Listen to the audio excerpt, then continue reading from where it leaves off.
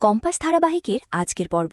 ধারাবাহিকের শুরুতে আমরা দেখতে পাই ড্রয়িং রুমে রুদ্র, বিহান, অরিন এবং রুদ্রের স্ত্রী মোহিনীকে নিয়ে গুরুতর আলোচনা করছে। তখনই রুদ্র বলে অরিনকে ডেকে মোহিনীর ডকুমেন্টস চাইছে, কারণ তারা ওর ব্যাকগ্রাউন্ড সম্পর্কে নিশ্চিত হতে চায়। তখন অরিন বলে সে অবাক হয়ে জানতে চায় কেন তার কাছে ডকুমেন্টস থাকবে, এবং জানায় যে সে নিজে মোহিনীর ড্রাইভিং লাইসেন্স দেখেছে, সেখানে নাম ঠিকানা সব ঠিক আছে, তাই সন্দেহ করার কিছু নেই। অন্যদিকে তখন রুদ্রের স্ত্রী বলে তারা কেউই মোহিনীকে মিথ্যাবাদী বলছে না, কিন্তু সে নিজের সম্পর্কে কিছু জিজ্ঞেস করলেই এড়িয়ে যাচ্ছে, আর সেটাই তাদের সন্দেহের কারণ।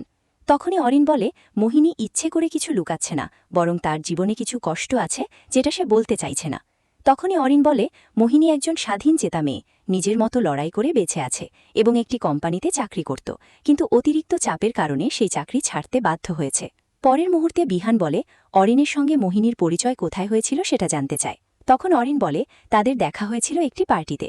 তখনই বিহান বলে অরিন সাধারণত নিজের পরিচিতদের বাইরে পার্টি করে না, তাই বিষয়টা তার কাছে অস্বাভাবিক মনে হচ্ছে এবং সে পরোক্ষভাবে সন্দেহ প্রকাশ করে।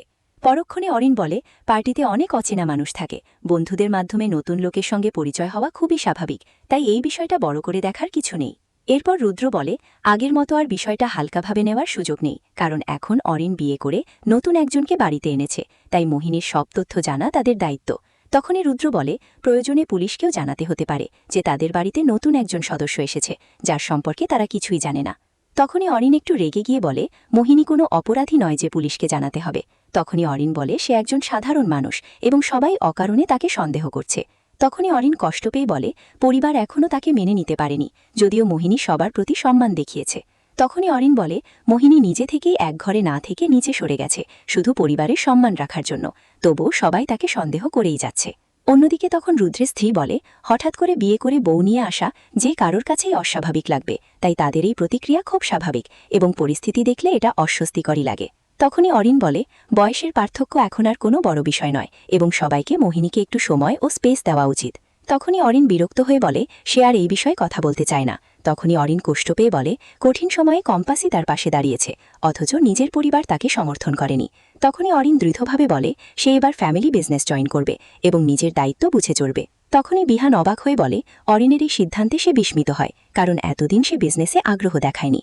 পরক্ষণে অরিন বলে আগের জীবনটা শুধু নিজের মতো কাটানোর একটা সময় ছিল, কিন্তু এখন সে বদলেছে এবং একজন দায়িত্বশীল স্বামী হিসেবে কাজ করতে চায়। তখনই অরিন বলে সে বিজনেসে যোগ দেবে এবং উপার্জন করবে, এটাই স্বাভাবিক। অরিন সেখান থেকে চলে গেলে তখনই রুদ্রের স্ত্রী মনে মনে বলে মোহিনী নিশ্চয়ই খুব চালাক, কারণ অল্প সময়ের মধ্যে সে অরিনকে এতটা বদলে দিয়েছে। তখনই রুদ্রের স্ত্রী মনে মনে বলে হঠাৎ করে বিজনেস জয়েন করার সিদ্ধান্ত নেওয়াটা অস্বাভাবিক এবং সে কম্পাসের আচরণ নিয়েও চিন্তায় পড়ে, কারণ সে বুঝতে পারছে না কম্পাস কেন মোহিনীকে এতটা সমর্থন করছে। অন্যদিকে আমরা দেখতে পাই কম্পাস মোহিনীকে নিজের ঘরে নিয়ে আসে। তখন কম্পাস বলে তাকে নিশ্চিন্ত থাকতে বলে এবং জানায় যে সে তার সঙ্গেই থাকবে, যাতে কোনো অসুবিধে না হয়। তখনই মোহিনী বলে কম্পাসকে ধন্যবাদ জানায় এবং সম্পর্কের দিক দিয়ে কে বড় কে ছোট সেটা নিয়ে কথা বলে। তখনই মোহিনী বলে বয়সের দিক থেকে সে সবার বড়, কিন্তু কম্পাসই একমাত্র মানুষ যে তাকে বুঝতে পেরেছে, আর বাড়ির অন্য কেউ সেটা পারেনি। তখন কম্পাস মনে মনে বলে সে বাইরে থেকে যতটা সহজ দেখাচ্ছে ভিতরে ততটাই সতর্ক আছে। তখন কম্পাস মনে মনে বলে সে ইচ্ছে করেই সবাইকে শান্ত করেছে এবং মোহিনীকে বাড়িতে জায়গা দিয়েছে, কিন্তু তার হঠাৎ আগমনের পেছনে কোনো গোপন কারণ আছে কিনা সেটা সে খেয়াল রাখবে। তখন কম্পাস মনে মনে বলে এই বাড়িতে আগেও সমস্যা এসেছে, তাই আবার কোনো বিপদ এলে সে নিজেই তা সামলাবে এবং প্রয়োজনে মোহিনীর বিরুদ্ধেও ব্যবস্থা নেবে। পরের সিনে আমরা দেখতে পাই রাত গভীর হয়ে গেলে কম্পাস পড়ার টেবিলে বসে ল্যাম্প চালিয়ে পড়াশোনা করছে। তখনই দেখা যায় মোহিনী ঘুমানোর ভান করে শুয়ে আছে। তখন কম্পাস চুপচাপ নিজের কাজ করতে করতে মোহিনীর বিষয়ে খোঁজ নেওয়া শুরু করে, যেন তার সম্পর্কে আরও কিছু জানা যায়। এই ছিল কম্পাস ধারাবাহিকের আজকের পর্ব।